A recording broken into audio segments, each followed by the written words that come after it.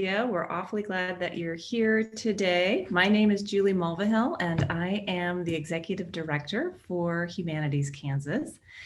And the big idea is an online program that we do once a month to highlight and inspire fresh thinking in the humanities. And boy, do we have a topic for you today. Today's big idea is coupling Jim and Jane Crow with Dr. Ayesha Hardison.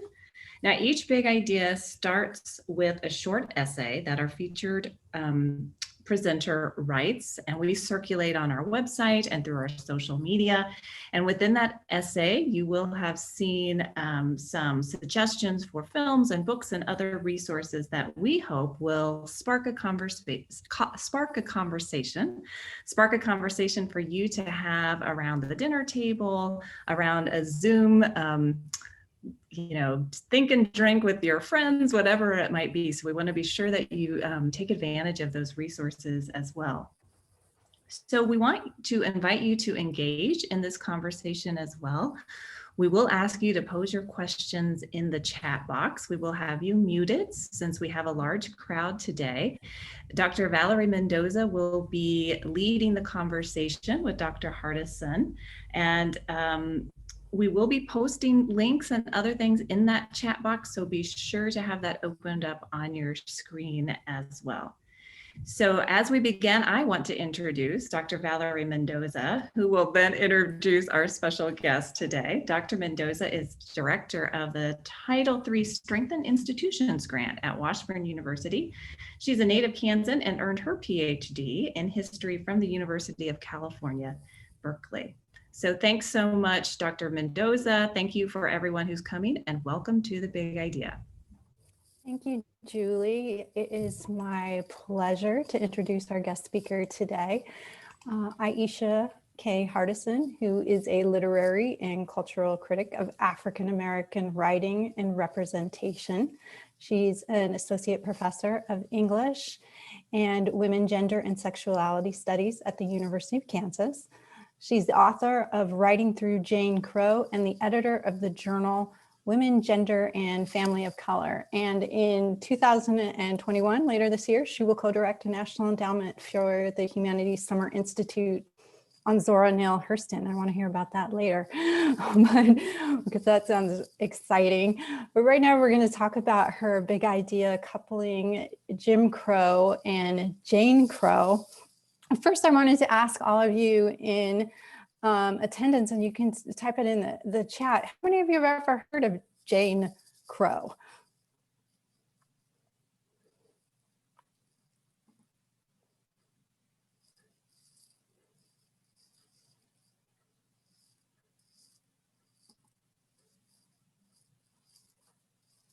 Yeah. Okay. So kind of a split. I'm of the side that that's a newer concept to me. So Ayesha, can you break down the differences between Jim Crow and Jane Crow for us? Yeah, before I start, I just want to thank Humanities Kansas for inviting me to do this, as well as Julie and Valerie for this conversation we're embarking upon. But yeah, in response to your question, differentiating Jim and Jane Crow. Jim Crow were the set of laws and customs that were at the foundation of racial segregation. We typically associate those laws and customs with the South, but they really took place all over the country.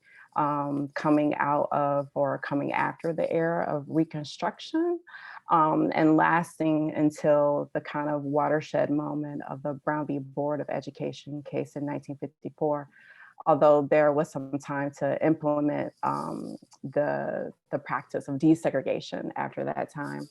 But Jane Crow is really addressing the customs and practices that really inhibited women's full participation in society. So the regulation of women in terms of their jobs, the way that impacted wage, women's access to various things like voting, for example, So Jane Crow was really a kind of precursor of sorts to the idea of intersectionality, that we have to think about the ways in which race impacted the lives of African-American women, but also the ways that gender impacted the lives of all women, but in a specific and particular way in regard to Black women. And I think for Pauli Murray, although there are ways in which racial oppression and gender oppression or discrimination operates differently in society, I think for Murray, she used the term Jane Crow to really highlight the similarities between that type of oppression, or to highlight the kind of hidden oppression of sexism or gender-based discrimination. And so she really wanted to make it clear that these two things were twin evils, as she said, that Jane Crow had a striking similarity to Jim Crow. Yeah, I was thinking that as I was reading your big idea that, wow, this is intersectionality decades before Kimberly Crenshaw talks about this. Now, and Pauli Murray coined this term in the mid-40s, right? Mm-hmm. And can you tell us a little bit more about her and what about her life led her to coining this term? Because as I was thinking about it, I've heard of her, but she's a much lesser known person in the canon, if you will. And then I was thinking about it, and I was thinking, wow, outside of probably Rosa Parks and maybe one or two others, women aren't in, the civil rights or the literary, African-American literary canon, So can you tell us a little bit more about Murray? Yeah, I really find Murray very inspirational because she does so much in her career and her life that really impacted how we understand the successes of the civil rights movement. And so first, she comes from a family of educators. So I think that had a huge influence on her life and how she comes to coin this term.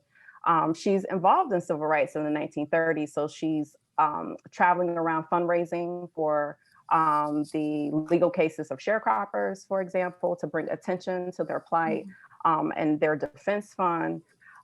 She attends law school at Howard University in the 40s. And in her autobiography, she says that this is where she really began to understand how sexism impacted her life, because Howard University being a historically Black institution, that with the shared kind of commitment to civil rights at that institution, she was able to see how gender affected her life, with the kind of race taken off the table in various ways. And so at Howard is where she begins to think about how gender discrimination or gender-based discrimination affected her life. And so she wasn't, for example, able to participate in the fraternity, the law fraternity at Howard Law School.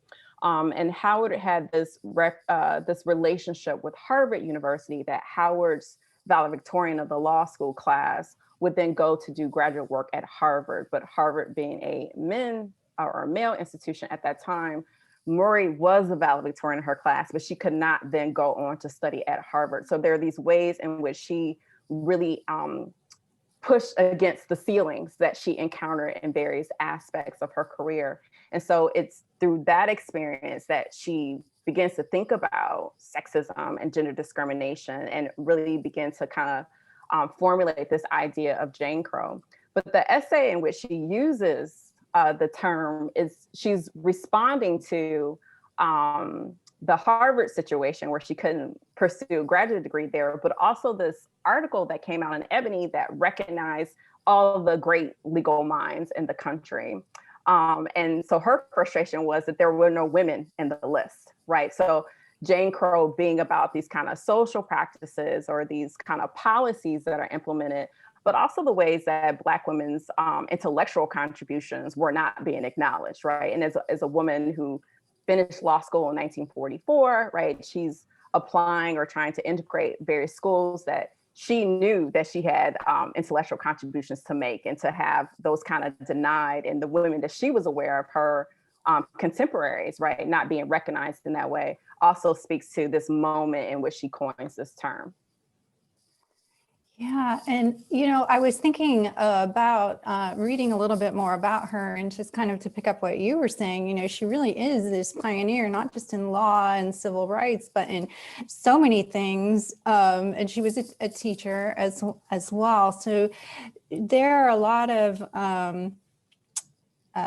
women who kind of stand on her shoulders, either as proteges or who knew and learned from her personally. Can you kind of sketch that timeline, that history for us, some more contemporary people who have that direct line to Murray, in your opinion?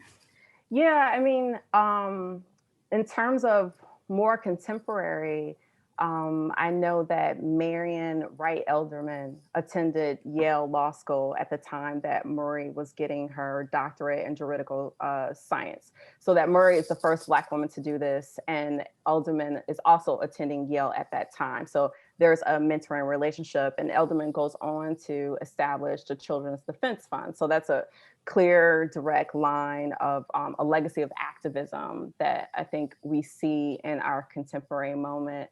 But what I also find really fascinating, and when we talk about the contributions of Black women and the ways in which those have been neglected or obscured, is the influence that Murray had on her contemporaries. So that she's in this letter writing relationship with Eleanor Roosevelt when she's the first lady, where she's really building that relationship and trying to advocate for the president to address a lynching bill, for example, or to have a more progressive stance on civil rights. She's also is involved with the Brown case to a certain extent, because Thurgood Marshall is using Murray's brief that she wrote while a student in law school in the 40s for the Brown case in 54. So it's Murray who's one of the first legal minds to think, why are we trying to evaluate whether separate but equal is working on the state level? Murray argues that we should make this a constitutional question, that separate is inherently not equal. And so Thurgood Marshall, who becomes a Supreme Court justice, is using Murray's essay in law school as part of the brief for the Brown case. So she really had a lot of influence in her historical moment as well. But I think another contemporary reference, and one that's really relevant for the various kinds of things that we experienced in 2020, is the late Ruth Bader Ginsburg. So Ginsburg identifies Murray as not a mentor, because I don't think they had a relationship, but as someone whose legacy that she follows along. So the Supreme Court cases that Ginsburg wins, using the strategy of the 14th Amendment and its protection of all people, of all citizens, that's actually Murray's strategy.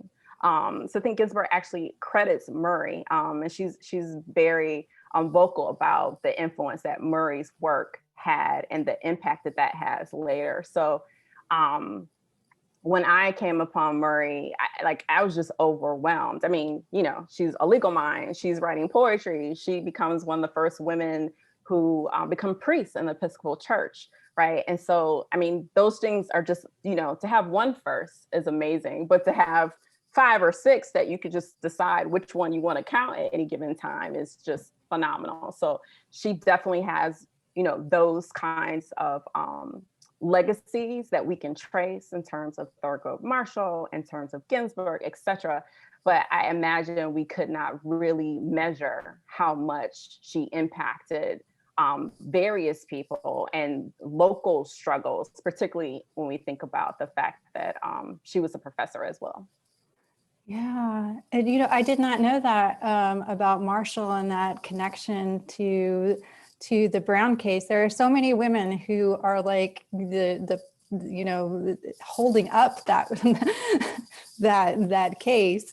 And one of the other things that I was really surprised to read about Murray was that she was the co-founder of NOW, and I think that speaks to your Jane Crow, right? Because I know about the other founders of NOW, Friedan, and all the other women, but Murray, I had no idea. Mm-hmm. Yeah, I feel that if you know her type deal. But if you don't, you probably still know her. You just don't know her name because of the impact that she had. Yeah, but she is one. She was one of the co-founders of Now as well. And so it's really unfortunate the ways in which maybe not actively written out of history, but just forgotten. Her name has been forgotten, and the various things, the diversity of things that she accomplished. Yeah. Well, let's go back to your essay and this idea of Jane Crow, because you talk about the unique perspectives and roles of women in a couple of really big historical events, right? One being the Great Migration, with the move from African Americans from South to North. And then the other one being the civil rights movement itself. So can you talk about Jane Crow and how it impacted those two larger movements? Yeah, I mean, I really see, and my book project thinks about this, the kind of particular big historic conditions and the way it especially affects Black women. So when you think about the Great Migration and that African Americans are moving in mass numbers from north to the west, from the south to the west, as well as to the north, we tend to think about kind of like the labor demand and drive, and tend to specifically associate that with Black men. But Black women are also migrating for better work conditions. And if that's not within the domestic space as domestic workers, as most Black women in that period were domestic workers, but they were also migrating to take war industry jobs, right? That they're also responding to that demand due to the limitations of immigration at that time to address industry, right? So Black women are also working in factories and in fact taking on legal cases to ensure that they could gain access to those jobs. Unfortunately, when the wars end, because they're the last hire, Black women are the last fire, but they kind of get excluded from the images of Rosie the Riveter, right? They're also in shipyards, they're also welding, they're also building machinery.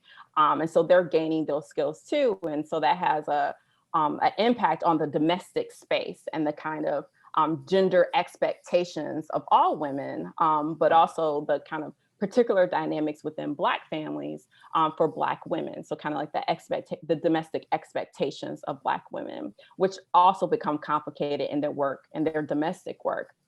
So the experience of Jane Crow as women are migrating, what that meant for their mobility, what that meant for them living in cities, particularly if they were single, right? Or what it meant for their husbands to go off to war, but also get this new kind of economic mobility, and what does it mean to be in the household together once these kind of gender expectations or roles kind of shift, right? But also what that means in terms of economic power in the household. But in terms of the civil rights movement, really kind of highlighting the work of African-American women. And so for me, and maybe because of learning about my grandmother, who was a domestic worker, like the importance of domestic workers and the Montgomery bus boycott movement, that those maids are negotiating their power within their labor by boycotting the buses and either walking to work or saying, I can't get to work, or, you know, doing a collective action to have a taxi service, et cetera, that really shows the import of that work, even though that work is really work that they were relegated to, but also kind of dismissed and undervalued in various ways. But even when we think of the big figures of large civil rights campaign, like the Montgomery bus boycott, we tend to think of King. And that's really when Martin Luther King emerges on the national stage in the civil rights movement. Like that's his, you know, one of his first major campaigns. But, you know, Rosa Parks is the one who refused to move to the back of the seat. But we even know that Rosa Parks was a member of the NAACP. We like to tell this story, particularly to younger children. You know, she was tired, right? She didn't want to move, but this is a strategy. And even before Rosa Parks, there were other Black women who faced that confrontation of refusing to give up their seats to move to the back of the bus.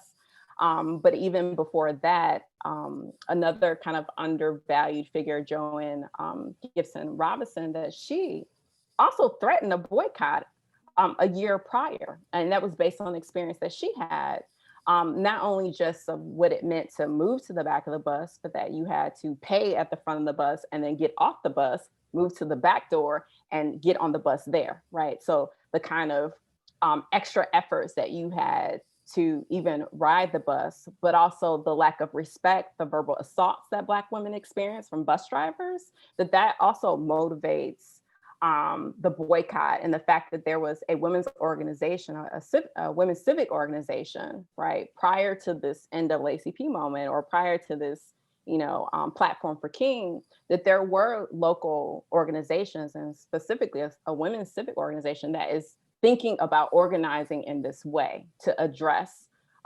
their experiences and on this mode of public transportation. So I think increasingly historical studies are recognizing the various roles of women, given the kind of shadow cast by single, charismatic, national male leaders. But there were always women active. There were always women a part of these organizations, and not only just recognizing them, but also thinking about the different ways that we can think about activism and collective action that maybe get less attention. Yeah, and I really like the way that you unpack that word domestic for Black women, right? Because there are so many different ways that you can do that as an occupation, but also within the home, and what all of these, both the Great Migration and the Civil Rights Movement, how they impact and affect what's going on within African-American homes, right? Yeah, and the understanding that the kind of the efforts towards the family is always about the community and the collective as well. Yeah, absolutely, absolutely. So in your big idea, you talk about a bunch of different authors that kind of discuss this Jane Crow idea without calling it Jane Crow. You mentioned Gwendolyn Brooks and a few others, and a cartoonist, Jackie Orms. Can you tell us a little bit about the different literary figures that you discuss? Yeah, I think all the literary figures are approaching the intersections of racism and sexism in different ways. And so, as you mentioned, I look at a novel by Gwendolyn Brooks, who's a very celebrated poet and critically acclaimed poet, that she writes a novella that's very much set in the domestic space, and the ways in which racism invade her domestic space, but also as she's trying to navigate the world. And so Martha is the character's name. When she goes shopping, how are people responding to her? When she tries to take her child to see Santa Claus, who is a white man dressed in the suit, how he responds to her child, and how, as a woman in the 40s and the early 50s, how then is she supposed to act in that moment when someone has just hurt your child? But then how is she also supposed to protect her child in the domestic space? How do you tell your child about racism, and do you tell your child about racism in that moment? So the ways in which we tend to think about racial confrontation in the public sphere, but I think what Gwendolyn Brooks offers is thinking about it in the private sphere, in the quiet moments, not the big moments, but the quiet moments, and how then does one negotiate and navigate that to maintain one's own empowered sense of self. The other author I talk about is Ann Petrie, and I think Ann Petrie's novel, which she adds to this conversation, is a real direct treatment of the predation, the sexual violence that Black women experience, what that means for them attempting to get work, how people treat them on the street, and how that impacts their lives economically and in terms of social mobility, what that means in terms of their living space, But what that also means psychologically, to be constantly under assault in that way. And I think that's what Petrie asked this conversation. And then you mentioned Jackie Orms, and Jackie Orms is another figure that I discovered through my research, who is creating these just fabulous, fashionable, beautiful images of Black women. And that being really important because the dominant images of Black women are Mammy, or Jezebel, or Topsy, or the maid. And here Jackie Orms is creating fashions for women. Even her character, who's a maid, is still, she's not homely or lowly, she looks like a fashion model, right? So to create and to affirm Black beauty, and this is before kind of Black is beautiful moment, to affirm Black beauty is really powerful, given the kind of predominant images of Black women that you get in that moment. And so I think that's what Jackie Orms provides, this kind of the visual, which is really important, her artistry in that regard, but also a kind of inspiring and aspiring image of Black womanhood. Yeah, and I think we have a visual of some of her artwork that we can show. And Tracy posted a link in the chat for a newsreel of an interview with Jackie Orms. But you can see and I just love the paper dolls and the fashion that she put in there, and just, like so smart. And I was reading, looking for some images to put up on one of the cartoons that she did, is of a mother and a daughter, and the daughter comes out to the mom and says, "Hey, that new white tea kettle we bought was just whistling at me." Right? And so kind of that nod to what you were saying about the sexism, right? And it's just like having to be careful of your physical space, as well. So just, I am just I hadn't heard of her, so I'm like so fascinated by her. And I have to add the genius of that moment, the joke about the tea kettle, right? I mean, this is in the context of Emmett Till, what it means for what a whistle could mean, and the threat of that when it's a Black boy whistling at a white woman. But what would a whistle mean for a Black girl or a Black woman? And so that's also an additional layer onto that Ginger, Patty Jo and Ginger panel. But I'll say what I didn't mention, but looking at this image, something to highlight about the Torchy and Heartbeats is that it's a love story. She goes on adventures, but she ultimately ends in this romance with a doctor, with a Black male doctor, and they're fighting a Southern industrialist in the ways that he's polluting the land. And so the kind of agency of her character, that she's traveling, but she also finds love, and she's also stylishly dressed. I mean, that's like covering all the bases at once. And Orms did, in fact, design the clothes herself. So she was very artistic and personally rooted in fashion in that way. Oh, that's really interesting. Yeah, the way you described her, I was looking up some, like I said, for images of this, and Shonda Rhimes has a blog, shondaland.com, and she actually talks about Jackie Orms in these strips. And the way you described her made me think of Olivia Pope. Yes. I hadn't thought about that before, but yes, that, she's handling it. She's handling all of it all the time. So yeah, I think that does. And if there's a kind of resemblance between Orms and her protagonist, the Torchy character with the mod haircut, short haircut too. So. Yeah. Well, we have several questions from the audience, and if you have a question, please type it in the chat. But this one comes from Wilma Moore Black in Wichita, and she asks, why has there been more reference to Jim Crow laws and mistreatment of Blacks than Jane Crow? Thank you for the question. A great question. I think there's more reference to Jim Crow laws because a lot of these laws were documented in ways, they were official, formal laws. And then there were very organized national campaigns to dismantle them.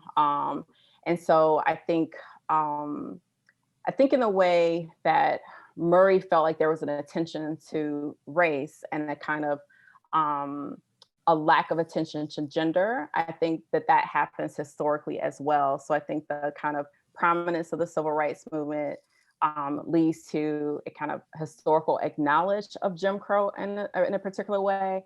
And although we're still dealing with the legacies of that and still dealing with racism, we are also still dealing with sexism and gender discrimination. We still are grappling with the gap in wage, for example. And so I think we're still kind of coming to an understanding of how gender oppression works. And although and I think we're still dealing with the idea of feminism as well.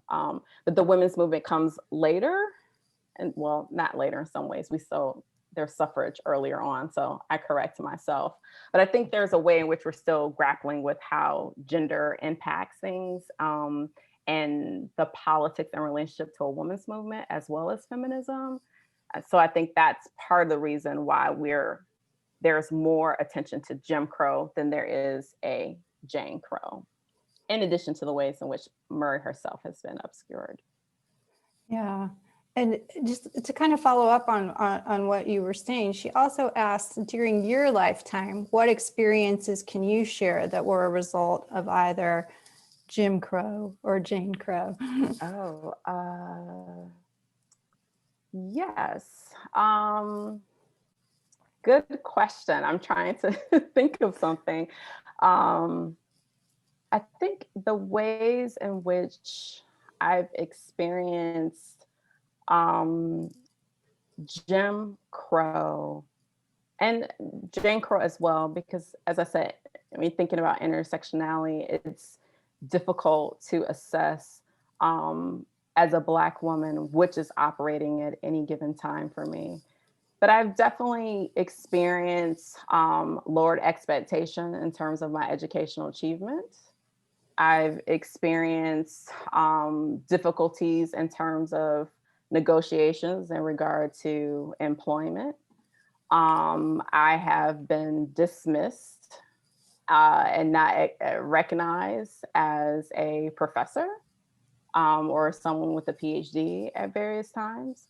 So I think those kinds of, despite policy and maybe even a kind of understanding that various kinds of prejudices are not appropriate or productive or useful or not based in logic, that there are still ways in which practice and custom continues and continues to impact. And I have definitely felt that at various moments throughout my life. Yeah, and in your essay, you mentioned some things that have been going on in 2019, 2020, 2021. Say Her Name, Cite Black Women, and the Me Too campaigns. I'm more familiar with Say Her Name and Me Too. Can you tell us about Cite Black Women? Yeah, Cite Black Women is a campaign to recognize the intellectual accomplishments of Black women, to actually go to read and engage the intellectual work of Black women, but also once that's done, to actually acknowledge their contributions and to cite them. So to literally cite them and acknowledge the work that they've done, not just take ideas, but to recognize them and to give them credit for the work that they're doing. Yeah, awesome. So this question comes from Kim in Hayes, and it kind of goes back to what we were talking about in terms of domestics. So how much was activism for Black women tied up in domesticity, I guess a little different, domesticity, and being the caregivers of the home and the next generation? Or was it inspired by something else? And to what extent did these motivations change over time? So to what extent was Black women's activism motivated by domesticity? Mm-hmm.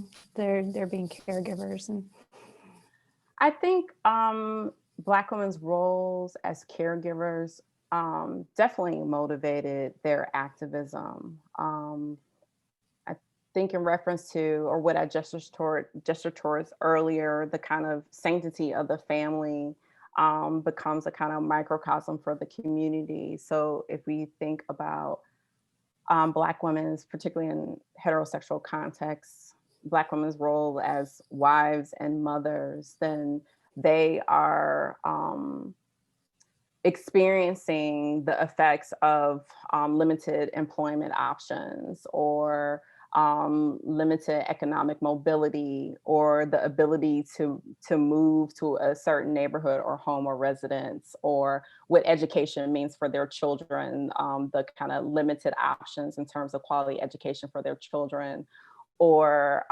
in a kind of in the domestic space, doing the shopping for the home and not having access to quality groceries, meat and produce in their communities due to segregation, right? So I think a lot of the ways in which Black women encountered racism or sexism, and those two being intertwined, is through, kind of traditional roles as in the ways that they navigated public space, whether that was through consumerism, through education, modes of transportation, taking their children to parks, et cetera, or how housing worked. I mean, I think Black women are encountering all those things, which were major sites of activism for the civil rights movement, but they're also encountering things in the public space due to their own labor. So as I mentioned earlier, being domestics, particularly for, again, most working women were domestics, but Black families didn't have the same economic security where all Black women could not work.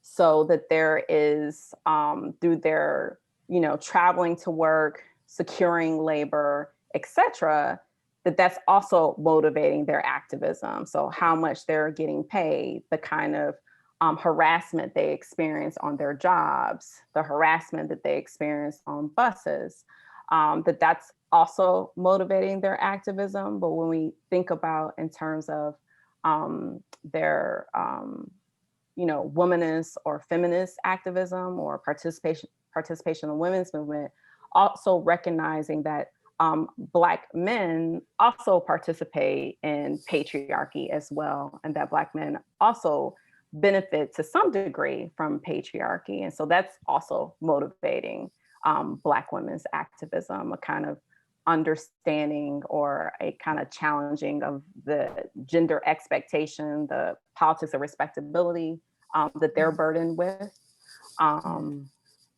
So it's in traditional kind of gendered roles within a domestic space, in the ways in which that shapes their encounters in the public space, but also through their labor, as well as the kind of within the domestic space dynamics that they're experiencing. Well, and when you were telling us about Gwendolyn Brooks' novel, and about the Santa Claus and her, in the book, her child being rejected by Santa Claus, and how do you talk to your child about that racism? It also made me think about nowadays and the talk, right, that you give to your children, when they leave the home, in terms of, police and just like a general safety, right? Mm-hmm. Yeah. And in retrospect, I got that talk, but not framed to me as directly framed as racism. But in retrospect, I got talks with, don't speed through this city. So in retrospect, I understand that now as my mother kind of, the threat, what could potentially happen if you're pulled over, but it wasn't as direct as if you're pulled over, this might happen, etc. But in retrospect, realizing that I was getting those types of be careful here type deal, conversations, particularly in terms of driving. I remember that. But yeah, I think given current events, a kind of those conversations always occurring within Black families and within Black communities, what it means to go outside the house, or what it means to go outside the community, and that's now a kind of larger awareness of something that's kind of always been communicated amongst or within Black families and within Black communities. Yeah. So we have a question from Julie. You mentioned in your essay, the powerful Black women writers launched in the 1970s, Maya Angelou, Alice Walker, Toni Morrison, we could go on. Who are the emerging powerful voices we should be reading today in addition to your book? Oh, great question. I'm trying to, it's hard to answer questions like these as a literature professor to pick one, or because you always have so many books, and then it's also admittedly sometimes dictated by what you're about to teach or what you just have taught. So I feel a little stuck at the moment to recommend. I mean, I'm thinking of Danzy Senna, I think is one, a more contemporary writer that I've enjoyed. I'm trying to, Damaris Hill is another contemporary writer and also a KU alum. I'm trying to think of someone. Can I come back to that one as I percolate a little more? Absolutely. I always feel awful with those questions. And I'm kind of stuck in the mid 20th century as well. But I think given more time, I'll come up with someone else. And I guess I also want to say, I've been hearing like the resurgence of Octavia Butler. So even though, not an emergent writer, she's definitely being rediscovered in ways that seems like she's very timely at this moment for a lot of readers. Yeah. I'm going to think more about the question. I'm sorry, Julie. So as you think more about that, I want to go back to Murray, Polly Murray, because I was on, there's a Polly Murray Center, and I think the link to that website is in the essay at the end. And so I was on that website and exploring it, and there's an article about her pronouns and about her gender fluidity, and I was, wow, just so before her time. Could you talk a little bit about that?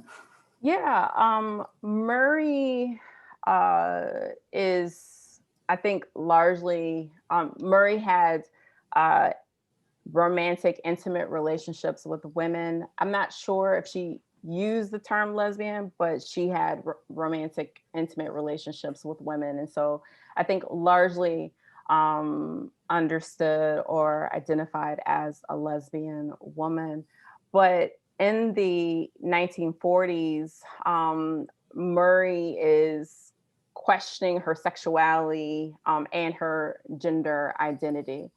And so starting in the 30s, one thing that she does is she's traveling across the country by train, and she begins dressing in what we would identify as traditionally masculine dress, not traditionally feminine dress. And so she's kind of identified as dressing like a boy. Also in the late 30s, she applies to the University of North Carolina, which would have made her the first, I think this is in 38, would have made her the first Black student that the University of North Carolina would have admitted. and she's rejected.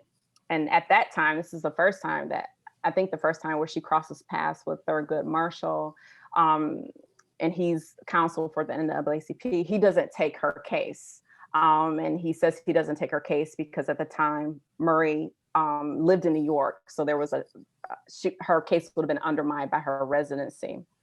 But some historians also argue that Marshall doesn't take her case because Murray didn't represent traditional feminine standards in her behavior, in her dress, etc. And so in the 1940s, there are various moments in which Murray undergoes therapy or stays in mental hospitals because of her questions about her sexuality and gender identity. And I think contemporary scholars are increasingly seeing Murray as transgender. So again, not something that she quite articulated, but she keeps extensive diaries and notes during her hospital stays and her question about, being assigned the female sex or gender. And so I think Murray is very much a early, progenitor of questions, challenging our assumptions about what gender means or what sexuality means. And that she's questioning these things herself. And so on the website of what you're referencing, because her autobiography is published posthumously, she does use she, her, hers in her manuscripts. But because of her questions and the way in which she lived her life in a kind of fluid expression of gender or a queer, challenging kind of these binaries, people have begun to think about, well, is she, her, hers the appropriate pronoun for her? Would they, theirs be more appropriate? Would she have used he, his, etc. And so I have stuck because I worked with the autobiography with she, her pronouns. But I think other scholars do see Murray as transgender and thus might use they, their, or he, his. And I think on the website, they're very careful to use different pronouns based upon the period of Murray's life. And so at certain stages of her life, they're changing pronouns to acknowledge where she was at that moment in her identity, or where Murray was at that moment. Yeah. And I'll just say too, that if anybody out there is interested in learning more about Murray, the Polly Murray Center does have a book club where they read different passages of her book, and you can join it on Facebook or through the center website. We have a question from Carrie. Did patriarchy in the white community lead to Black women being discounted as having any power or agency allow them to somehow organize opposition to dominant society that Black men did not have? Oh, so did patriarchy allow for Black women to organize in ways that Black men did not or weren't able to?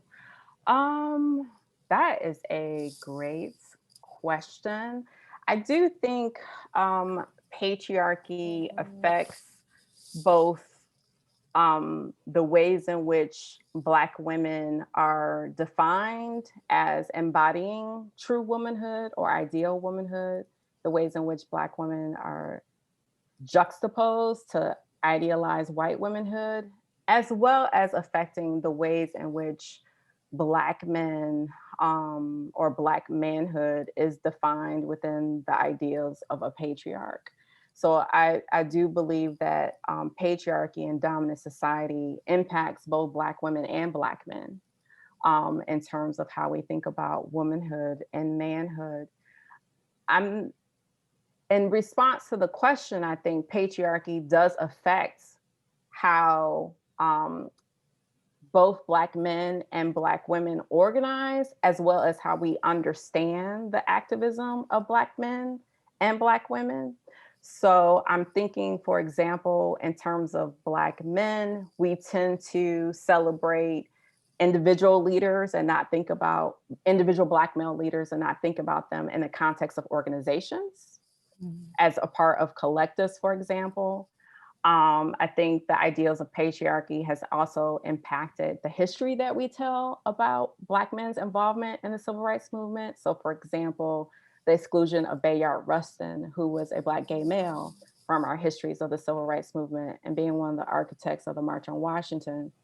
In terms of Black women, I think patriarchy did impact how they were able to be active. So there were housewives leagues in the early 20th century that Black women boycotted stores in order to, didn't buy products at certain stores if they didn't hire Black workers. So that's one way in which they're using their control of the money of the households in order to affect or demonstrate the economic power. So that might have been a space in which Black women can do that.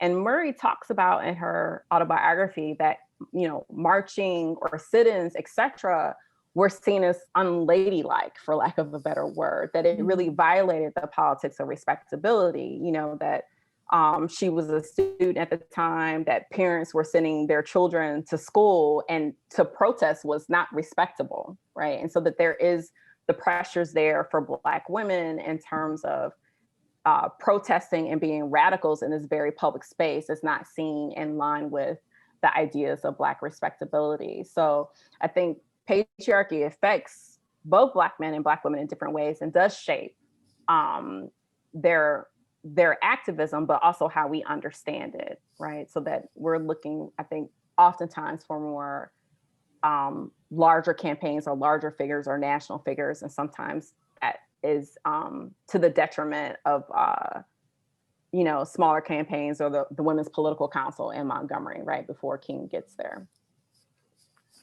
Yeah. So fascinating in so many ways we can go on this discussion.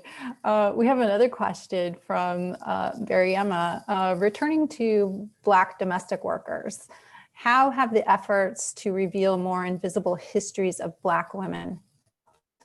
So for example, she says the popularity of The Help, the book and the movie, caused a great deal of controversy.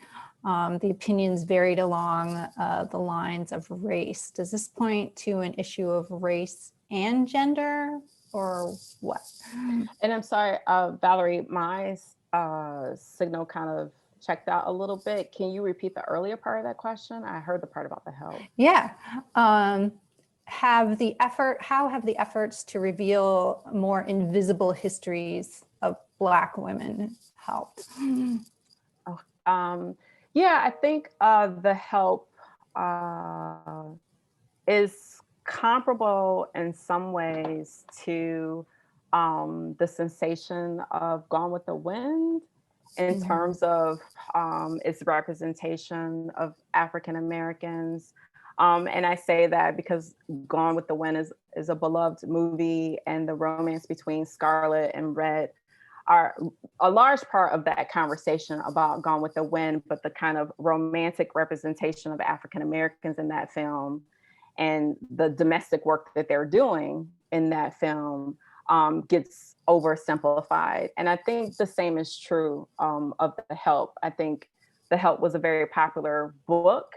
It was a popular film, but I think it also romanticizes Black women's domestic labor. So the idea of being one of the family, for example, that these that friendships always developed between Black women and their white employers, that Black women and white women in white homes, had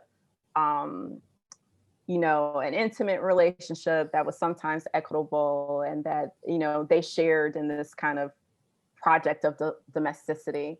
And I think what gets overlooked in The Help, but also highlighted as comedic or so extreme in its villainy, are the tensions there. So I think her name is Hilly Holbrook. I'm surprised that didn't came to me so quickly.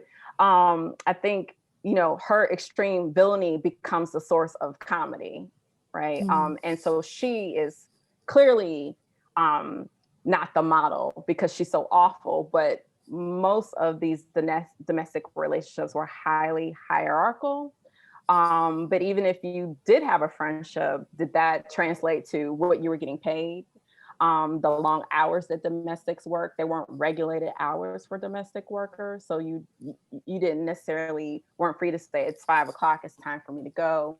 Or even thinking about policy, domestic workers did not have retirement funds. They were not required health benefits. So there were no regulation of hours. They weren't unionized, so their labor wasn't protected in various ways. And so I think while friendships and coalitions between Black women and white women are highly important, the film leaves it at friendship. The main character, she learns this lesson, but she goes off to a writing career, and what happens to the domestics in that town in terms of actual activism. We don't actually see Black female domestics activism in the film. We don't see it organized. We don't see the Black community being organized, and we don't see kind of whole Black families in the film either. And so I think that kind of representation of Black domestic spaces outside of the interracial dynamics or Black community activism, I think is a source of critique of the film, and it's kind of romantic and entertaining representation of that historical moment. So before we leave, can you just briefly tell us about your Summer Institute on Sorenell, Hurston? Yes. Oh, and that will lead me to emergent new writers. Yes. So the Sorenell, the Summer Institute that we'll have sponsored by the NEH will be 3 weeks examining the full body of work of Sorenell Hurston. And so in week 1, we will look at Sorenell Hurston's classic works like Their Eyes Are Watching God. She's known for her short story collections. But in the second week, we'll transition to her other various really broad range of work, including her anthology, her recently published work, Ethnography Barracoon. But we'll also look at some of her understudied writings and material. So her journalism, for example, her film work that she does while doing work in Florida, as well as her stage productions that she also writes a lot of plays. So we'll be examining that.